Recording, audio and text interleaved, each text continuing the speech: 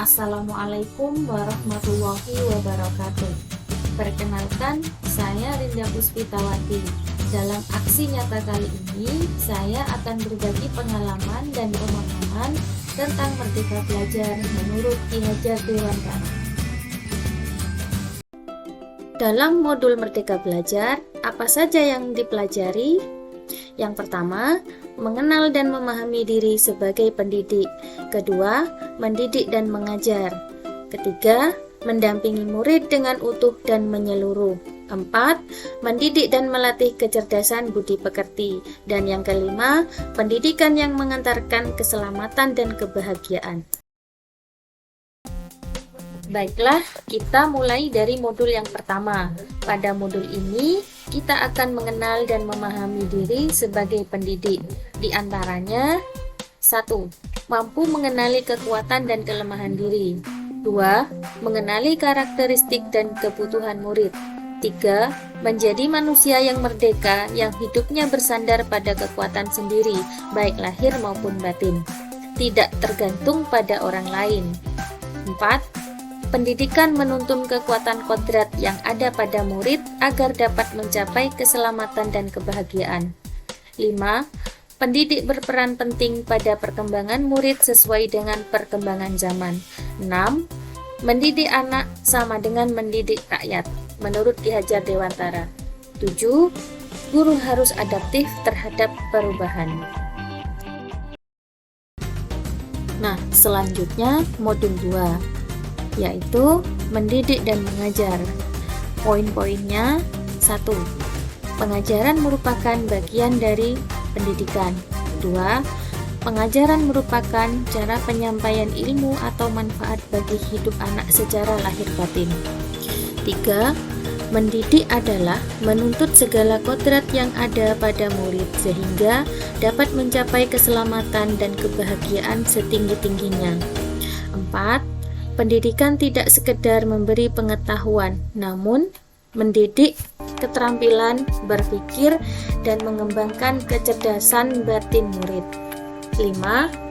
Sistem Among yang biasa kita kenal yaitu ing ngarsa sung tulodo, ing madya mangun karso, tutwuri handayani, yang memiliki arti sebagai pendidik harus menjadi contoh, penyemangat, dan pendorong bagi anak didiknya.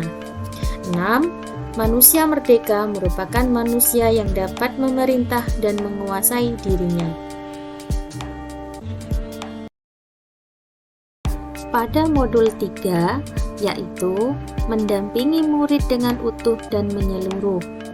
Adapun poin-poinnya adalah: 1. Pendidikan bergerak secara dinamis menyesuaikan keadaan yang bergerak begitu cepat. 2. Setiap murid dilahirkan dengan kodrat alam yang berbeda-beda. 3. Kita tidak bisa mencegah perubahan zaman, maka cara mendidik dan mengajar kita harus dapat menyesuaikan dengan perkembangan zaman yang ada. Dan yang keempat, guru dapat merancang pembelajaran yang berkelanjutan dan berdasarkan kebudayaan bangsa atau biasa disebut asas trikon, yaitu kontinu, konvergen, dan konsentris. Baiklah, kita menuju modul 4, yakni mendidik dan melatih kecerdasan budi pekerti. Adapun poin-poinnya adalah: 1. Budi pekerti merupakan hasil bersatunya gerak pikiran, perasaan, dan kehendak sehingga menimbulkan suatu tenaga. 2. Budi pekerti juga merupakan perpaduan cipta, rasa, dan karsa. 3.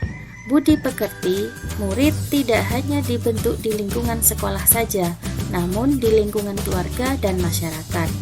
4. Kodrat anak diibaratkan kertas yang terisi penuh berbagai macam tulisan dan coretan, sehingga tugas pendidikan adalah menebalkan dan memperjelas arti coretan itu sendiri. Yang terakhir adalah modul 5, yaitu pendidikan yang mengantarkan keselamatan dan kebahagiaan.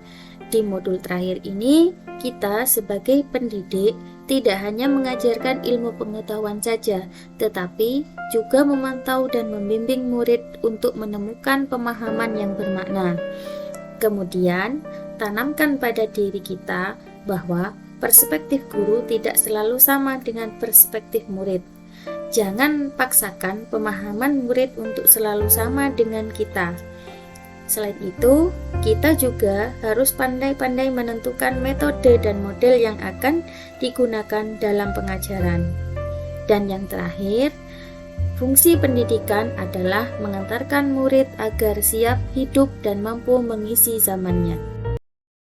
Terima kasih teman-teman sudah berkenan menyimak pemaparan saya.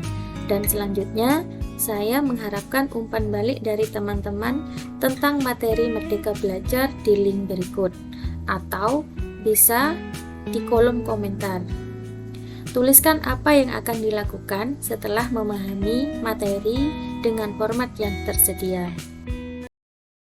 Terima kasih atas perhatian dari teman-teman. Mohon maaf apabila ada salah dan kekurangan. Sampai jumpa di materi selanjutnya. Wassalamualaikum warahmatullahi wabarakatuh.